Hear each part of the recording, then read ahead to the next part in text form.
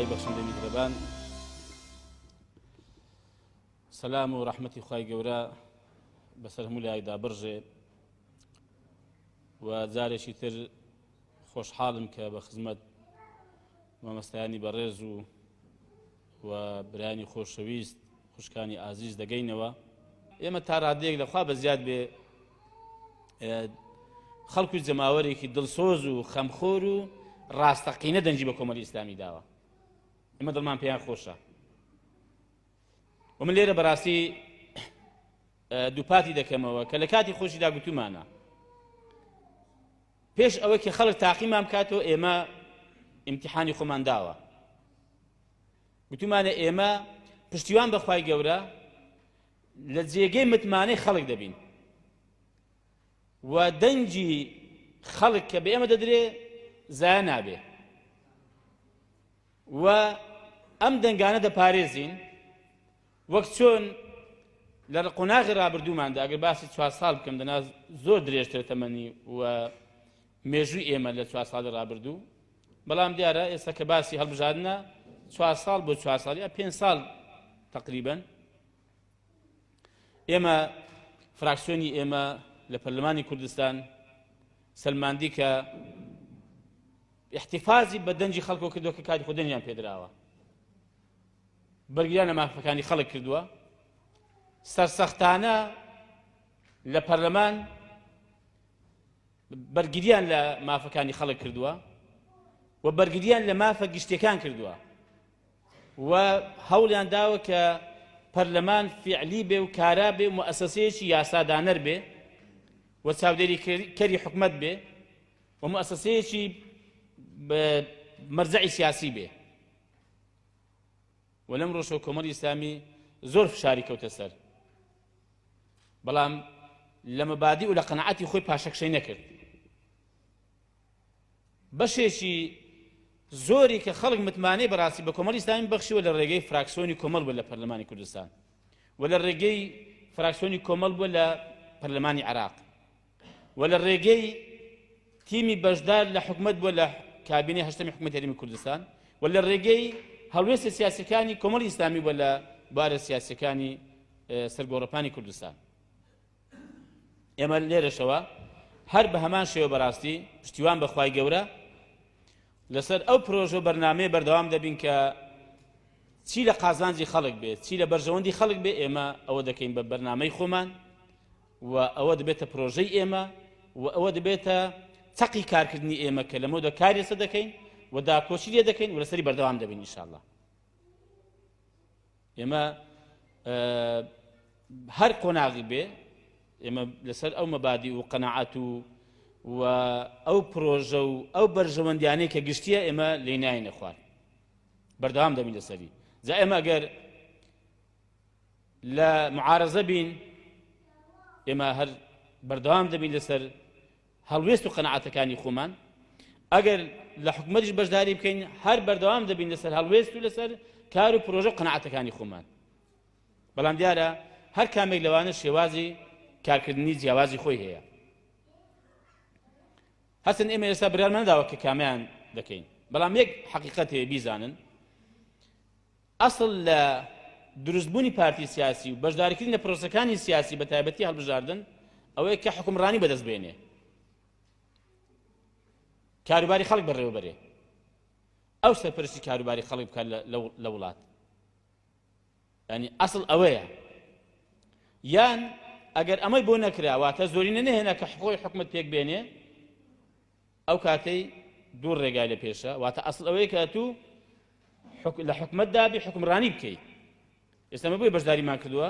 ئەگەر زۆرینەی دەنجی خەڵکمان هێنابایە، واتە نیو زائیدێکمان پێک هێنابە لە پەرلەمان، ئێمە خۆمان حکومەتمان پێک دێنا، یا زۆرینەمان هێنابواتە گەورەترین کوت لە ئێمە باین، ئێمە تەکلیف دەکەین کە بین حکومەت پێک بین لەگەڵ لایەنەکانی تر. بەڵام ئەگەر تو کە زۆرینە نەبووی لە هەردوو باریاندا، چ لە پەرلەمان چ لە وەکو کوتلەیەکی گەورە لە دەرەوەی پەرلەمان کە هەڵبژێردراوی، ئەو کاتەی ئەو حیزبە وەکو با بڵێن ئێمە تەماشا دەکەین. ئەگەر بە بەرژەوەندمان زانی ئێمە بەشداری کابینەی نوێمی حکومەتی هەرێمی کوردستان دەکەین، ئەوە هەر بە مفەسەلی ینی بە مجمەلی دێڵێن، بەڵام تەفسیلاتێکی زۆری هەیەەوە وردەکاری و تەفسیلاتەکەی بۆ سەرکردایەتی دەگەڕێتەوە پاش ڕاوێژکردن پرسوڕاکردن بە کادیرانی باڵای خۆی پێی باش بوو بەشداری کابینی نوێی حکومەت هەرێمی کوردستان دەکات و ئەگەر زانی ئامانجەکان تاقیق نابن و ئێمە لە بەشداریکردنماندا قازانج ناکەین و ئەو بەرنامە و ئامانجەیەکی ئێمە هەمانە لەم قۆناغەدا بە بەشداریکردمان لە کابینەی نوێی حکومەت هەرێمی کوردستان نایەتە دی ئێمە زۆر بە ئاسایی بڕیار دەدەین کە بەشداری حکومەت ناکەین و کاتەی معارەزەیەکی کارا دەبین بۆ مەبادی و قەنەعەت و هەڵوێستانە کە ئێمە هەمانە بەڵام من بە ئەم حاڵەتە سیاسی بەڕاستی تا ئێستا هەرمی کوردستان ڕوون نەبووتەوە ئێمە کامە بڕیار دەین بۆ ئێمە لە ڕێگاوە بڕیار نادەین نەر لە ڕێگاوە ئێستا دەڵێن ئێمە بەشداری حکومەت دەکەین و نە لە ڕێگاوە ئێمە دەڵێن کاکە ئێمە معارەزە دەبین هەتا بارودۆخەکە ڕوون نەبێتەوە نەزانین داخوا ئەم وڵاتە بەرەوچی دەڕوا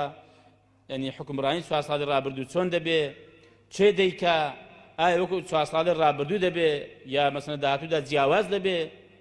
ئایا ئێمە یعنی قورسایی خۆمان پێگەی خۆمان پێ دەدرێت لەو کابینەی داهاتوودا یان نا ئەمان هەموو کۆمەڵە پرسیان جارێ هیچ گفتوگۆ و دانوستاندنێک سەبارەت بە پێکەنانی کابینەی نوێمی حکومەت هەرێمی کوردستان نهاتە ئاراوە بۆ ئێمەش هیچ بڕارێکمان نەداوە لە کاتی خۆیدا ئەمەش بڕیاری خۆمان دەدەین و هەڵوێستی خۆمان ڕوون دەکەینەوە ئەمە دەربارەی ئەو وەزعە سیاسی کە هەیە هەڵبەت ئێمە چاومان لەوەیە کە ئەم جارە پەرلەمانێکی کاراتر بێ یا با بڵێم کارا بێ لەوانەیە بڵێن ئەوەی پێشوو کارە نەبووە پەرلەمانی پێشوو باش بوو بەڵام بەداخەوە بەهۆی دەسەڵاتی حزبی لەم هەرێمی کوردستانە نزیکەی 2 ساڵ و نی پەرلەمان هەرپەک خرا کاتێک کە ڕێ لە سەرۆکی پەرلەمان دەگیرێ و لێناگەرم بچێتەوە پەرلەمان پەک خرا و پەرلەمان نەیتوانین لەو ماوەی کە پەک خرا هیچ یاسایەک دەربکە هیچ بڕیارێک بدا و لیژنەکانیش وەک پێویست ناتوانێت کارەکانی خۆیان بکەن مادام وابێ کەواتە نەتوانراوە چاودێری حکومەتیش بکرێت حکومەتیش ئازاد بوو لەو 2-3 ساڵی ڕابردوودا بە ئازادی خۆی بڕیاری دا تەبان پاشەکەوتی موسی بڕیاردا کۆمەڵی بڕیاری دا مەسەڵەن هیچ چاودێرێکی بەسەرەوە نەبوو پەرلەمانی کارا واتە ئەو پەرلەمانە بتوانێ یەکەم شت یعنی بتوانێ مەرجەعێکی سیاسی هەرێمی کوردستان بێ بۆ بڕیارە سیاسیەکانی هەرێمی کوردستان پەرلەمانی کوردستان پەسەندی بکە پەرلەمانی کوردستان ئاراستی بۆ دیاری بکە هێڵێکی شتەکانی بۆ دابنێ پەرلەمان وەختێک کارا دەبێت کە فعلا بتوانێ بەبێ بەڕاستی سانسۆری حزبی بەبێ بڕیاری حزبی بەبێ دەستێوەردانی حزبی بتوانێ یاسا دەربکە یاسا کە لە بەرژەوەندی خەڵک بێ پەرلەمانی کارە واتە بتوانێت چاودێری تەواوی حکومەت بکە من حەزەکەم بیزانم من یەکێک لە وەزیرانە بمە کە لە کابینی هەشتم بووم خۆ لەخوا بەزیاد بمە ئەرچی خۆشمان تا ڕادەیەک جێبەجێ دەکرد و پێمان زۆر ئاسایی بوو کە پەرلەمان باگمان بکە و لێپرسینەوەمان لەگەڵ بکە لیژنەی کشت و کاڵ لیژنێکی زۆر چالاک بوو ناوە داهاتن بۆ وەزارەت دیار ئەمن دەچون بۆ لایەن لە لیژنەی کشت و کاڵ لە پەرلەمان بەڵام لەگەڵ ئەوەشدا یعنی هەمیشە حکومەت وەزیر وەزارەت شەرم و ترسێکی لە پەرلەمان هەیە کاتێک کە چاودێری دەکا و بە دوای کارەکانی وەیە نەک هەر وەزارەت و حکومەت ئێستا ئەمەی موسڵمانیش چاودێری خوای گەورە بەسەر خۆمانەوە نەبینین ڕەنگە ئەو کارانەی کە ئێستا نایانکەین بیانکەین و ڕەنگە هێندێک کاریشەیە کە دایانکەین دوای نایانکەین سروشتی بەشەر وایە کاتێک کە چاودێرێکی بەسەرەوە بێ کاتێک بزانێ یەکێک لێ دەپرسێتەوە محاسبەی دەکا بڕوا بکە زۆر لە کردەوەکانی خۆ ڕاست دەکاتەوە بە شێوەیەک بەرەوە دەچێت کە ینی شێوەیەکی ئاسایی و شێوەیەکی سوودبەخش بۆ خۆشی بۆ وڵاتەکەی خۆشی وەختێک پەرلەمان کارە دەبێت کە پەرلەمان بتوانێت چاودێری حکومەت بکە نەکە چاودێری بکە بتوانێت محاسەبەشی بکە بەڵام ئایا لێگەڕان ئەو پەرلەمانەی خولی چوارەم محاسبەی حکومەت بکە توانی محاسبەی سەرۆک حکومەت بکە توانی محاسبەی سەرۆک جێگری سەرۆک حکومەت بکە توانی چوار وەزیر بانکە و نەکە بانکێشی ئاسایی بەڵکو لیان پرسێتەوە و محاسبەیان بکە لێ نەگەڕان پەرلەمان کارا بێ و پەرلەمان بتوانێت دارایی شەفاف بکە بتوانێت بودجە پەسەند بکە بزانێت کاکە داهاتی هەرێمی کوردستان چەندە و چۆن خەرج دەکرێت بزانێت حکومەت چۆنی خەرج دەکا ئەسڵەن ئەمن خۆ لەوێ بووم تەمە نە 2014 نە 2015 نە 2016 نە 2017 ئەو هەژدەشی بەسەر داهات نەمزانیم تا ئێستا دەڵێن پرۆژەیەکی حازر کراوە بەڵام بژنە نەچووتە پەرلەمان ئەوە گەورەترین کێشەیەکە لە مؤسساتی تەنفیزی و تەشریعیدا هەبێت لە هەرێمی کوردستان کاتێک ینی حکومەت پارەی خەرج بکە ئەم پارەیە بە یاسا لە پەرلەمان نەڕوێندرێ و پەسەند نەکرێ چونکە یاسای بودجە هەیە لە پەرلەمانی کوردستان بۆیە وەختێک پەرلەمان کارا دەبێ کە بتوانێت بە ئەرکەکانی خۆی هەستێ ئەم پێم وایە وێ ڕای ئەمە پەرلەمان کارێکی کەشی هەیە هەستن لە ئەرکەکانی ننووسەوە بەڵام قەناعەتم وایە یعنی کۆی گشتی کارەکان ئەسڵەن هەر پەرلەمان بۆ ئەوەی نوێنەراتی خەڵک بۆ ئەوەی ئەویش ئەوەیە کە ئەو پەرلەمانتارێکە ئەو کەسی کە دەبێت بە نوێنەری خەڵک هەمیشە پردێک دەبێت لە نێوان خەڵک و دەسەڵاتی جێبەجێکردن و دەسەڵاتی یاسەدانانیش کە پەرلەمانە و حتا دەسەڵاتی دادوەریش کە قەزایە واتە دەبێت ئەوە نوێنەری خەڵک بێت لە گەیاندنی معاناتەکانیان و مشکیلە و کێشە و گرفتەکانن و خەمەکانیان بە هۆڵی پەرلەمان و دەرکردنی یاسای پێویست ئەگەر پێویست بکە و لە هەمان کاتدا ناچارکردنی حکومەتیش دەسەڵاتی جێبەجێکردن بۆ ئەوەی کە داواکاری خەڵک جێبەجێکا و کێشەی خەڵک چارەسەر بکە ئەوە دەبێتە نوێنەرێکی ڕاستەقینەی خەڵک کە خەڵک دەنجی پێدا و هەڵی بژاردووە ئومێد دەکەم کە ئێمە لەم خولەدا بتوانین بەڕاستی پەرلەمانتارەکانمان یعنی بەم ئەرکانە بە شێوەیەکی گشتی هەڵبرسن یعنی کە ئەرچی قورسە بەڕاستی